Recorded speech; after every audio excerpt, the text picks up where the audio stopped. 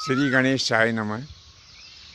प्रिय बंधुओं, दमयंती की वो जो केशनी नाम की दासी थी, उसने बाहुक की समस्त चेष्टाओं को बड़ी बारीकी से देखा और देखने के बाद वह शीघ्रतापूर्वक रानी दमयंती के पास में जा पहुंची और जो जो चेष्टाएं उस बाहुक ने की थी, वे सभी चेष्टाएं उसने रानी दमयंती को कह सुनाई।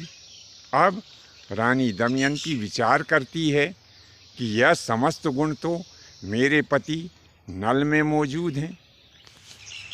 हो ना हो ये जो बाहुक के रूप में है, हो सकता है कि ये मेरे पति नल ही हों, किसी प्राकृतिक आपदा या अन्य और दूसरे कारण से रूप बदल गया हो।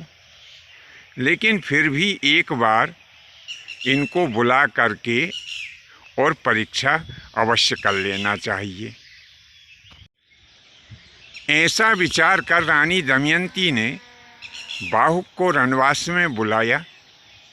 जब बाहुक रणवास में पहुँचे तो क्योंकि वो वास्तव में तो मूल रूप से राजा नल थे, अपनी पत्नी को देखते ही उनकी आँखों से गंगा जमुना बहने लगी, बहुत ज़ोर ज़ोर से फूट फूट करके रोने लगे और दमयंती से कहने लगे कि मैं विपत्ति का मारा तुम्हारा पति हूँ, तुमने मेरा बिल्कुल भी इंतज़ार नहीं किया और दूसरा स्वयंवर करने के लिए तुम तैयार हो गई।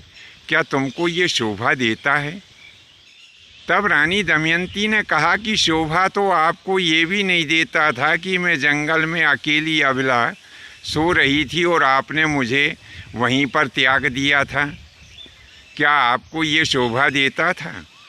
तब राजा नल कहने लगे कि निश्चय ही मेरे शरीर में उस समय कलयुग का वास था और मेरे ग्रह विपरीत चल रहे थे, तो संग दोष के कारण तुम्हें भी कष्ट उठाना पड़ रहा था।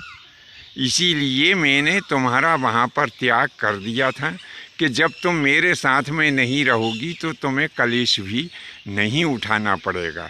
ऐसा विचार करके मैंने तुम्हारा त्याग किया था, अन्यथा अन्य कोई दूसरा कारण तुम्हारे त्याग करने का नहीं था। फिर भी यदि तुम मुझे दोषी समझती हो तो तुम पुनः स्वयंवर जो तुमने आयोजित किया है उसके लिए तुम स्वतंत्र हो। तब रानी दमयंती भी फूट फूट कर रोने लगी। बोले, महाराज, मैंने आपको प्राप्त करने के लिए ही ये झूठे स्वयंवर की घोषणा करवाई थी। अब आप मुझे प्राप्त हो गए हैं। आपके समान यशस्वी, प्रतापी और धर्मशील दूसरा कोई पुरुष नहीं है भगवान। मैं आपको छोड़कर कैसे परपुरुष को स्वीकार कर सकती हूँ?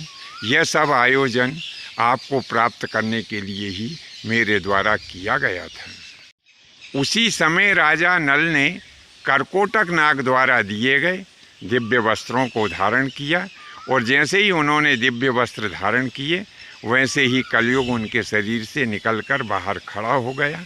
हाथ जोड़कर क्षमा याचना करने लगा।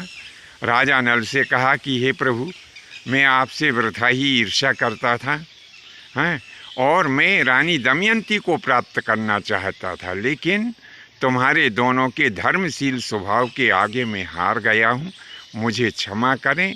ऐसा जब कलयुग ने कहा तो नल और दमयंती ने उस कलयुग को क्षमा कर दिया। उस रात्रि राजा ऋतुपर्ण और राजा नल वहीं कुंडिनपुर में रहे। प्रातःकाल राजा भीष्मक ने बहुत सारी भेंट देकर राजा ऋतुपर्ण को विदा कर दिया। इसके पश्चात अपने जामाता राजा नल के साथ में बहुत सारी सेना की और हाथी, घोड़े, रथ तथा धन आदि दिया। इनकी सहायता से राजा नल अपनी राजधानी जो ग्वालियर के पास में नरवर नाम का स्थान है वहाँ पर आए और अपने भाई के ऊपर उन्होंने आक्रमण करके पुनः अपने राज्य को प्राप्त किया। तो बंधुओं, इस प्रकार से राजा नल और दमयंती दोनों आनंदपूर्वक अपना जीवन निर्वाह करने लगे। इस कथा के सुनने से कलयुग दूर रहता है, मनुष्य की सुवृत्ति होती है, परिवार में अच्छा वातावरण होता है। यदि आपको कथा अच्छी लगी हो तो इसे आगे भी शेयर करें। इस कथा के पढ़ने से, सुनने से गृह कलेश शांत होता है, पति पत्नी में असीम प्रेम रहता है। आज के लिए बस इतना ही। शेष अगले भाग में आज्ञा दीजिए। धन्यवाद। जय माता की, जय परशुराम जी की।